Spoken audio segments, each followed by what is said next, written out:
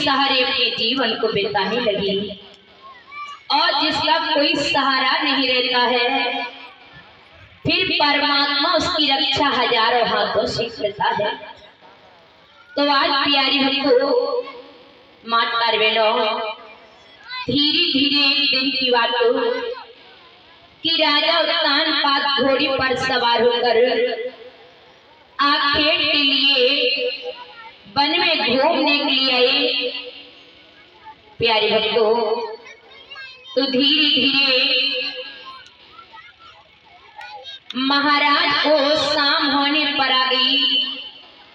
सूर्य अस्ताचल की ओर है, सूरज डूबने लगा। तब महाराज को याद आया, जब तक मैं महलों पर जाऊंगा तब तक तो महलों का दरवाजा भी बंद हो जाएगा। महाराज घोड़े पर बैठकर महलों पर आए। मैया, वही हुआ जो महाराज ने सोचा। महलों का दरवाजा ही बंद हो गया। महाराज ने सोचा, रे हमने आने में बहुत देर कर दी, तब तक तो महलों का दरवाजा भी बंद हो गया। अब तो लग रहा है सारी रात मुझे जमीन पर लेटना पड़ेगा और मैं तो ठहरा एक राजा, मुझे तो जमीन पर नींद भी नहीं आएगी। तब महाराज को याद आ गया, हमारी एक और रानी है, बड़ी रानी है जिसका नाम सुनीति है। जिस दिन से मुझे मेरी रानी छोड़ करके गई, उस दिन से मुझे मेरी रानी के दर्शन नहीं हुए। चलो आज अच्छा अवसर आया, अपनी बड़ी रानी से मिल करके आता हूँ। महाराज उस सुनीति की कुटिया पर आए, दरवाजे को खटखटाने लगे। अरे कोई है, दरवाजा खोलो। सुनीति ने सोचा, भला आज मेरी कुटिया पर कौन आया है। और कुटिया का दरवाजा खोला तो उसने अपने पति का दर्शन पाया। पति के दर्शन पा करके बहुत खुश हो गई, अपने पति को महलों के अंदर लेकर के आई। भगवत प्रेमियों, और साथ में भगवान की दरबार में हमारी बच्चू भैया जी त्यावर पे दक्षिणा भेंट कर रहे हैं। भगवान का आशीर्वाद बना रहे, कन्हैया करते रहे कृपा। कुटिया के अंदर लेकर आई, घास का आसन लगा दिया। पति देव आप यहाँ बैठ जाओ। कैसे आना हुआ, कहीं आप रास्ता तो नहीं भूल गए जो दासी की कुटिया में आ गई। उत्तान पात कहने लगे, नहीं सुनीति, मैं रास्ता नहीं भूला, मैं तो जानबूझ करके आया हूँ। अच्छा, महलों में हमारी छोटी बहन कैसी है।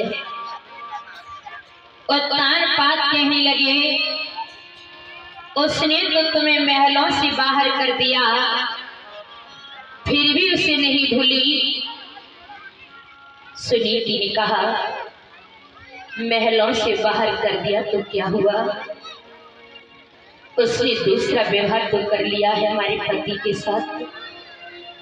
उसका ये एहसान मैं जीवन में कभी नहीं भुलाऊंगी। और आपस में बैठ करके बातें करने लगी। बात तो ही बात में पता नहीं चला सुबह हो गया। महारानी, सुबह हो गया, तुम मुझे आज्ञा दो, मैं महलों पर जाऊं। पति के चरणों में प्रणाम किया, पति देव आज्ञा है।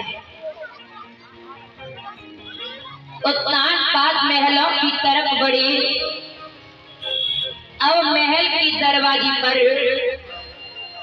सुरती खड़ी देख रही है, सारी रात बीत गई और हमारे पति घर लौट करके नहीं आए। इसका मतलब हमारे पति ने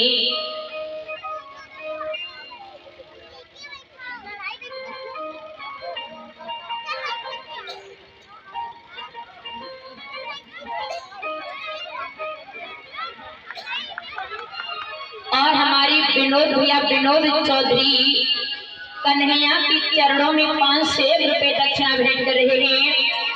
भगवान का आशीर्वाद बना रहे। विनोद चौधरी ग्राम बरवट 501 रुपए दक्षिणा भेंट कर रहे हैं।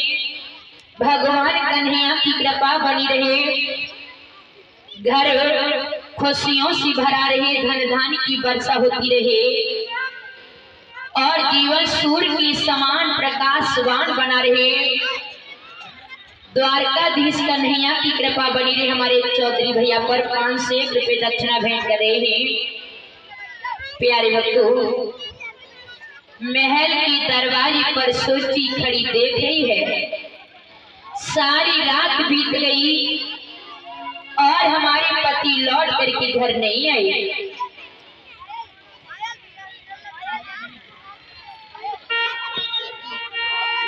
और सुनील कुमार सकरन भैया जी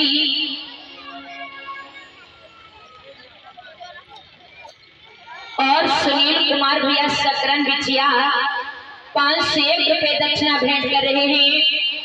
भगवान श्री कृष्ण द्वारकाधीश कन्हैया की कृपा बनी रही भैया जी पर। 501 रुपए दक्षिणा भेंट कर रहे हैं। बोली कृष्ण भगवान की। सुरती ने जो अपने पति को देखा, कहने लगी ही पर ठहर जाओ, कहाँ अंदर बढ़ती जा रही हो? तो उत्तान पात कहने लगी, बहुत नाराज हो, क्या बात है? सुरती कहने लगी, ये बताओ सारी रात तुम कहाँ रहे? उत्तान पात कहने लगी, गजब हो गया, शाम को दरवाजा जल्दी बंद हो गया और मैं सारी रात जमीन पर लेटा रहा। अरे मुझे तो रात भर नींद नहीं आई, तुम्हें दिखाई नहीं दे रहा है कि मेरी आंखें कितनी लाल हैं? सुरची कहने लगी, हाँ महाराज, शाम को दरवाजा जल्दी बंद हो गया, आप मुझे क्षमा करें, अब ऐसी भूल तो दोबारा नहीं होगी। उत्तान पादु अंदर बड़े मन ही मन मुस्कुराने लगे, चलो हमारी तो बात बन गई, नहीं थी भूखी बिल्ली पता नहीं हमसे क्या क्या कहती। बोली भक्तर भगवान की। एक बार सभी भक्त गाएंगे, ताली बजाते होंगे।